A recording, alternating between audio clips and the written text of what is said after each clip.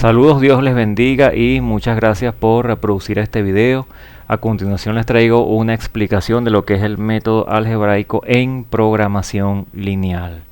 Antes de entrar en detalle con lo que es este método, es importante marcar diferencias en torno al método gráfico. El método gráfico, como les mencioné anteriormente, se utiliza para resolver modelos que tengan únicamente dos variables, mientras que el método algebraico sí se utiliza para resolver modelos que tengan dos o más variables. Esta vendría siendo una de sus bondades. En el método gráfico se grafican todas las restricciones, incluidas las de no negatividad, y el espacio de soluciones consta de una infinidad de puntos factibles que están en la, valga la redundancia, en la región factible. En el método algebraico se representa el espacio de soluciones por m ecuaciones en n variables y se limitan todas las variables a valores no negativos. En el método gráfico se identifican los puntos de esquina factibles del espacio de soluciones, como lo abordamos en el video anterior, en donde se determinaban los vértices de la región factible. Una cantidad finita de puntos de esquina proporciona las candidatas para la solución óptima, mientras que en el método algebraico se determinan las soluciones básicas factibles de las ecuaciones. Una cantidad también finita de soluciones factibles básicas proporcionan las candidatas para la solución óptima. En ambos métodos se utiliza la función objetivo en el gráfico para determinar el punto de esquina óptimo entre los candidatos y en el algebraico para determinar la solución factible básica óptima de entre todas las candidatas. La importancia de este método radica en que él nos permite conocer, ya que posee una naturaleza iterativa, nos permite fundamentar bases en función de términos y de definiciones que nos van a permitir en un futuro abordar lo que es el método simplex, ya que el método simplex, el cual vamos a describir en videos subsiguientes, es un método muchísimo más eficiente que el método algebraico, debido a que es mucho más ordenado. El método algebraico, a pesar de que resuelve modelos de programación lineal que tienen más de dos variables, en la práctica es bastante tedioso, ya que los cálculos son bastante voluminosos. Pero él presenta este conocimiento, ¿verdad?, de algunas definiciones y de algunos conceptos que se utilizan en el método simplex, así como también nos permite conocer la naturaleza iterativa de este importante algoritmo. En base a sus generalidades, entonces, como se mencionó, el espacio de soluciones gráficas tiene una infinidad de puntos de solución. Esto se debe a que en los modelos de programación lineal no triviales la cantidad de ecuaciones m siempre es menor que las variables n, por lo que se obtiene una cantidad infinita de soluciones. En el espacio de soluciones algebraicas, definido por m por n ecuaciones con m menor a n, las soluciones básicas corresponden a los puntos de esquina en el espacio de soluciones gráficas. Ya lo vamos a ver en el ejemplo. Y se determina igualando n menos m variables a 0 y resolviendo las m ecuaciones para las m variables restantes, siempre que la solución resultante sea única. Por lo tanto, la cantidad máxima de puntos de esquina es combinatoria de n a m, al igual que los puntos de esquina. Las soluciones factibles básicas definen por completo las candidatas para la solución óptima en el espacio de soluciones algebraicas. Vamos a describir uno a uno los pasos de este método. Paso 1: se transforma el modelo canónico a la forma estándar. ¿A qué se refiere esto? En el método gráfico se transformaban las desigualdades en igualdades para graficarlas en el plano cartesiano. En este caso, ya que es un método, entonces, valga la redundancia, algebraico, se va a trabajar exclusivamente con las ecuaciones, no con las desigualdades. Y es por ello que para hacer este cambio de desigualdad a igualdad hay que agregar unas variables especiales acorde con el signo que tenga cada restricción en su forma canónica. Fíjense entonces, si la restricción tiene un signo estrictamente igual, no se va a agregar ninguna variable. Si la restricción tiene un signo mayor o igual, se va a restar una variable que se va a denominar de exceso y que se denota con la letra E. Si la restricción tiene un signo menor o igual, se va a sumar una variable que se va a denominar de holgura y que se denota con la letra S sub i. Estos serían entonces los cambios que se van a realizar cuando se estandariza el modelo. Fíjense entonces que la forma canónica sería esta que tenemos acá. La forma canónica es la forma natural del modelo con sus restricciones con desigualdades. En este caso, en este modelo general con restricciones menor o igual. Y su forma estándar sería entonces transformar las desigualdades en igualdades, agregando entonces en este caso, como son menores o iguales, variables de holgura. En el paso número 2, antes de proseguir este paso, es importante entonces resaltar que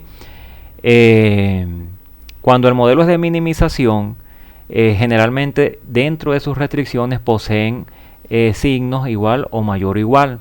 En este caso, en el ejemplo que vamos a abordar, va a ser un ejemplo de maximización únicamente con lados derechos con desigualdades para trabajar con las variables de holgura. El resto se procede exactamente de la misma forma.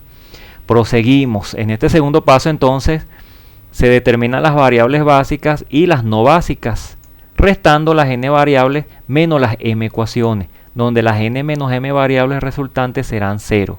Y se van a llamar variables no básicas y las m variables resultantes serán básicas.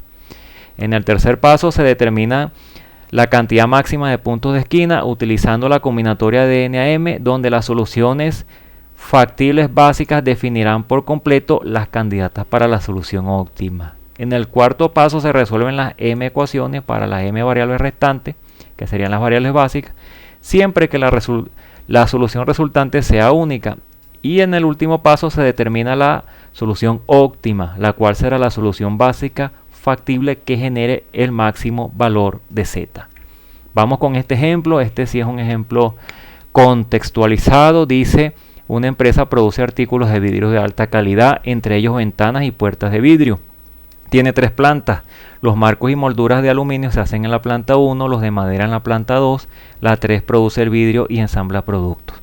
En la siguiente tabla se muestran los tiempos disponibles para cada planta y la utilidad por cada uno de ambos lotes de productos. Tenemos entonces acá este problema, una situación real contextual en la cual hay que llevarla a un modelo abstracto que se conoce como de programación lineal. Fíjense, acá tenemos el modelo.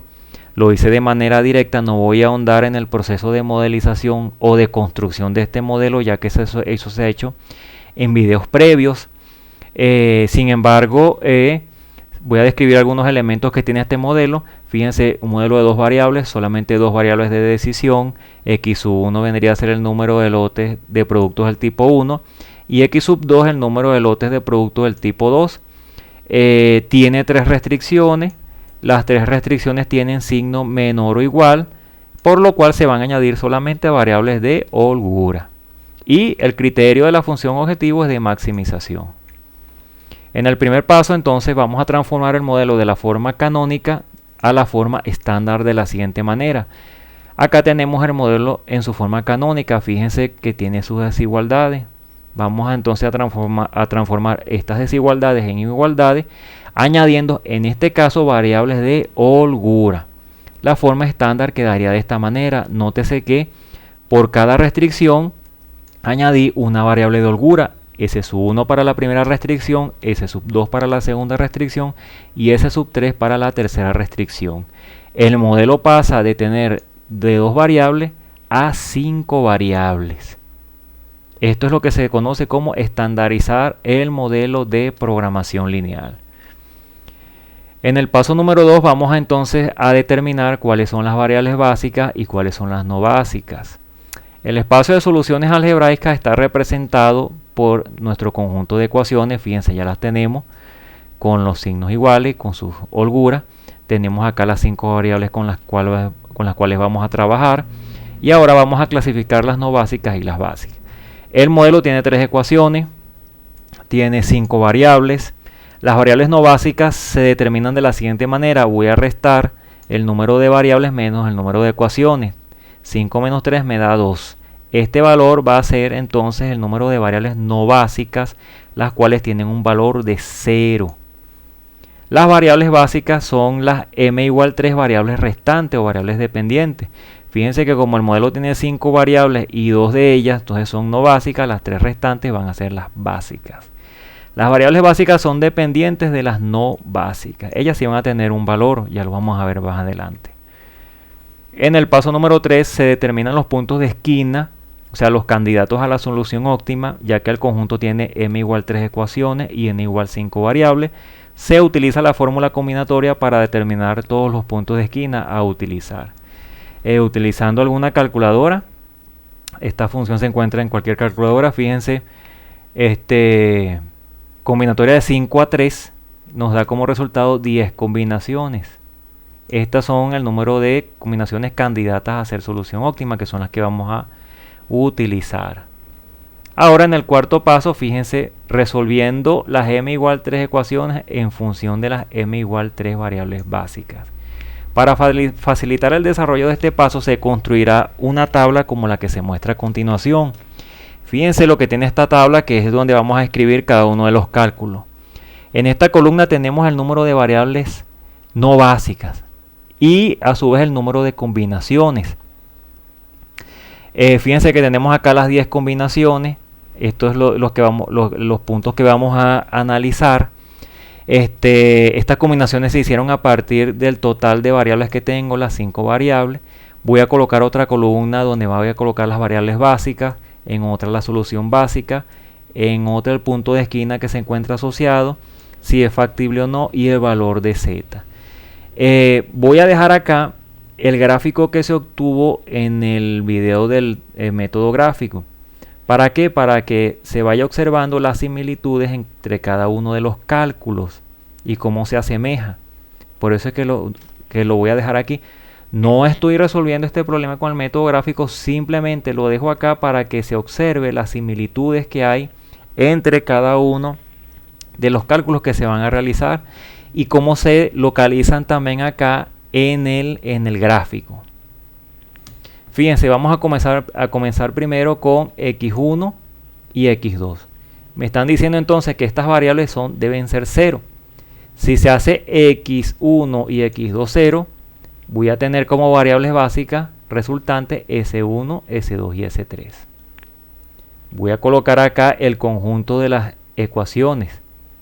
Fíjense, si se hace x1 y x2 0, voy a tener como resultado, fíjense, que S1 va a ser 4, S2 va a ser 6 y S3 va a ser 18. Y esa va a ser mi solución básica. Fíjense que es una solución única. Una solución única. ¿Con qué punto de esquina se encuentra asociado estas variables en el gráfico? Nótese que acá las variables básicas en el gráfico solamente tiene x1 y x2.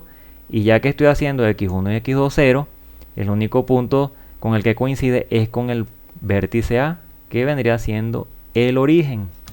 Entonces el punto de esquina asociado al vértice A es factible, si lo es porque forma parte de un vértice, y el valor de z vendría siendo 0, ya que sustituyo acá el origen en la función objetivo y el valor de z vendría siendo acá 0.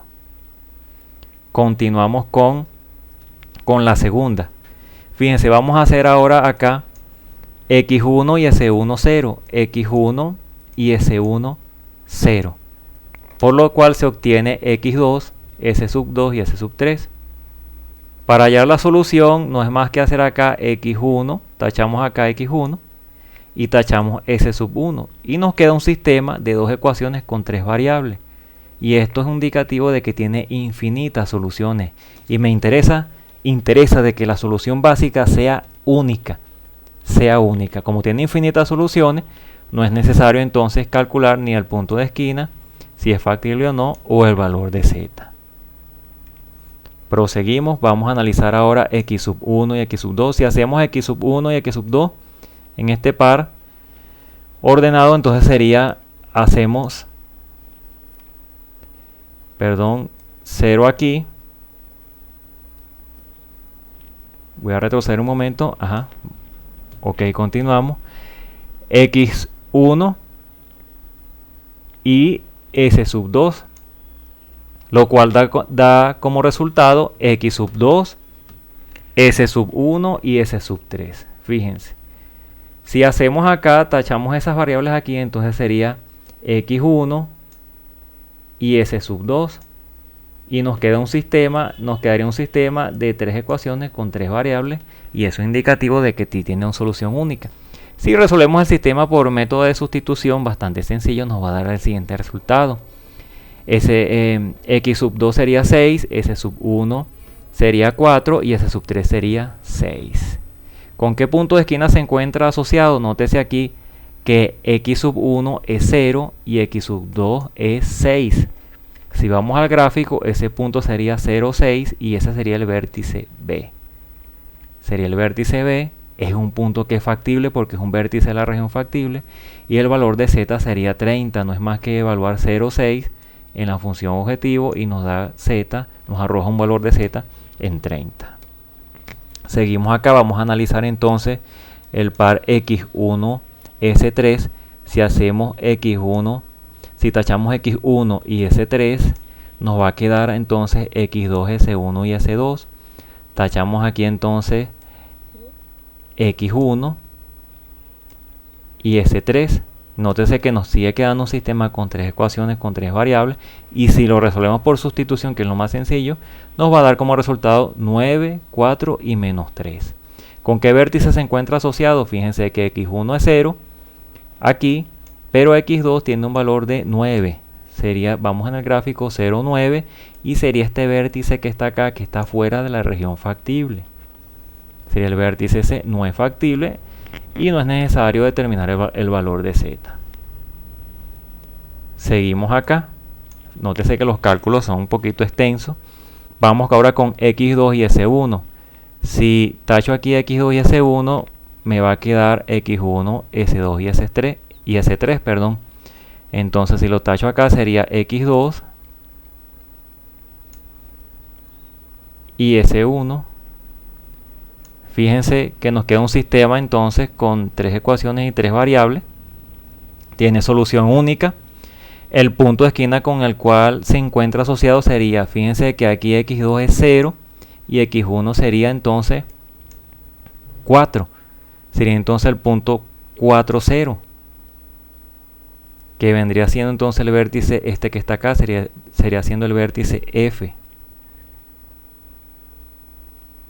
Si es factible porque es un vértice de la región factible, y el valor de z sería, si evaluamos ese punto 4, 0, sería entonces 12. Continuamos acá. Fíjense que son cálculos, fíjense, nótese la naturaleza de estos cálculos, que son cálculos mecánicos, procedimentales, pero sí son voluminosos. Vamos aquí con el par X2 y S2. Si hacemos X2 y S2, lo tachamos, me va a quedar como variables básicas X1, S1 y S3. Si tachamos aquí X2, fíjense, X2 y S2, nos va a quedar un sistema con 2 ecuaciones y 3 variables, por lo cual me va a arrojar infinitas soluciones. No sería necesario determinar entonces acá ni el punto de esquina, ni si es factible o no, o el valor de z. Vamos acá ahora con X2 y S3. Tachamos aquí X2, S3. Eso daría como resultado X1, S1 y S2. Y acá en las ecuaciones serían entonces tachar X2, la variable X2, S3. Fíjense que por sustitución, entonces me da el siguiente resultado, una solución única. ¿Qué punto de esquina se encuentra asociado? Sería entonces el punto 0 en X2 y 6 en X1. Sería el punto 6, 0. Si vamos aquí al gráfico, el punto, fíjense, 6, 0 sería el punto G. Este punto G, que está fuera de la región factible. No es factible, por lo tanto no determina el valor de z. Continuamos acá ahora con S1 y S2. Si hago aquí S1 y S2, lo tacho del conjunto de variables, me va a quedar X1, X2 y S3. Si tacho aquí entonces del conjunto de ecuaciones S1, fíjense, y S2, entonces también puedo determinar una solución única fácilmente. Fíjense que tiene 3 variables, 3 ecuaciones. La solución es 4, 6 menos 6. ¿Con qué punto de esquina se encuentra asociado? Fíjense que X1 y X2 tienen valor 4 y 6. Vamos a ver entonces en el gráfico, el punto 4,6 vendría siendo este punto, el punto H, fuera de la región factible. Fíjense, no es factible y no es necesario determinar el valor de Z. Vamos ahora con S1 y S3. Tacho aquí S1, S3 y me quedarían como variables básicas X1, X2 y S2. Si lo tachamos acá, S1 y S3, también puedo determinar una solución única, resolviendo el sistema por sustitución fácilmente. Y el punto de esquina que se encuentra asociado sería cuando X1 y X2 valen 4 y 3 respectivamente. Buscamos ese punto acá en el gráfico 4 y 3 y sería el vértice E. Nótese acá, sería el vértice E que es factible. Y con un valor de Z de 27. Con un valor de Z de 27, recordemos que sustituimos ese punto en la función objetivo para obtener su valor. Seguimos acá con el último, S2 y S3. Si hago acá S2 y S3 0, entonces me va a quedar X1, X2 y S1. Entonces tacho acá S2 y S3. Fácilmente puedo determinar un valor, una solución básica, única, que sería 2, 6 y 2. El punto que se encuentra asociado en el gráfico cuando X1 y X2 son 2 y 6 respectivamente, sería entonces el vértice D, este vértice D que está acá. Si es factible y tiene un valor de Z de 36. Fíjense, al igual que en el método gráfico, el mayor valor de Z, entonces el punto, ya que estamos maximizando, es el punto óptimo. Entonces este vendría siendo mi solución óptima cuando la solución básica es 2, 6 y 2 respectivamente. Es conveniente interpretar la solución. Fíjese que estamos hablando de un problema contextualizado de una empresa de producción y es necesario entonces interpretar dicha solución. ¿De qué manera se puede anotar esta conclusión? La empresa deberá de producir, fíjense, 2 lotes de producto del tipo 1, ya que el problema tiene las dos variables de decisión era X1 y X2 respectivamente. Aquí tenemos los valores 2 y 6. La empresa deberá de producir 2 lotes de producto del tipo 1 y 6 lotes de producto del tipo 2 con el fin de obtener una ganancia de 36.000 unidades monetarias, tal como lo tenemos acá. Fíjense, para concluir, es un método bastante extenso, no complicado, bastante sencillo, que el cual si se hace paso a paso no habrá ningún problema. Muchas gracias por reproducir este video. Espero que les haya sido de gran utilidad y que Dios les bendiga.